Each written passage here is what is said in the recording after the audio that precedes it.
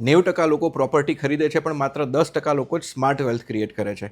કારણ કે દરેક ઇન્વેસ્ટર એક સરખા નથી હોતા. એઝ અ ડેવલપર ઘણા વર્ષોના અનુભવ પછી એક વાત નોટિસ કરી છે કે લોકો પ્રોપર્ટીથી તો પૈસા બનાવે જ છે, પણ માઇન્ડસેટથી વધુ સ્પીડમાં બનાવે છે. ફર્સ્ટ છે ઇમોશનલ ઇન્વેસ્ટર. આ લોકો ઇન્વેસ્ટમેન્ટ નથી કરતા, પણ આ લોકો ફોમો ખરીદે છે.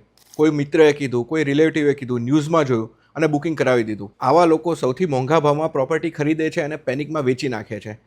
આમના ડિસિઝન લોજિકથી નહીં, પરંતુ ઇમોશનથી લેતા હોય છે. સેકન્ડ છે રિટેલ ઇન્વેસ્ટર. આ લોકો થોડા સ્માર્ટ હોય છે. આરઓઆઈ કેટલું મળશે, રેન્ટલ ઇન્કમ શું આવશે, લોકેશન ઓકે છે કે નહીં. પણ પ્રોબ્લેમ શું છે ખબર છે?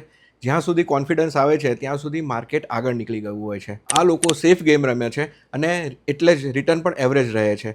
અને હવે આવે છે અસલી વેલ્થ ક્રિએટર્સ, સ્ટ્રેટેજિક ઇન્વેસ્ટર. આ લોકો આજની પ્રાઇસ નથી જોતા, તેઓ કાલની ડિમાન્ડ જુએ છે. જ્યાં નવા રોડ બનવાના હોય, મેટ્રોનું પ્લાનિંગ હોય, ઇન્ડસ્ટ્રીયલ કોરિડોરનું ડેવલપમેન્ટ થતું હોય અને નવા ઇન્ફ્રાસ્ટ્રક્ચર સાયલેન્ટલી ડેવલપ થતા હોય, એ લોકો ત્યાં એન્ટ્રી લે છે જ્યારે બાકીના લોકો હજુ સૂતા હોય છે. હું પોતે પણ જ્યારે રિયલ એસ્ટેટનું ઇવેલ્યુએશન કરું છું ત્યારે માત્ર એરિયા કે પ્રોજેક્ટ નથી જોતો. હું એરિયાના 5 વર્ષ પછીની સ્ટોરી જોઉં છું. અને એ જ ફરક છે પ્રોપર્ટી બાયર અને વેલ્થ ક્રિએટર વચ્ચે.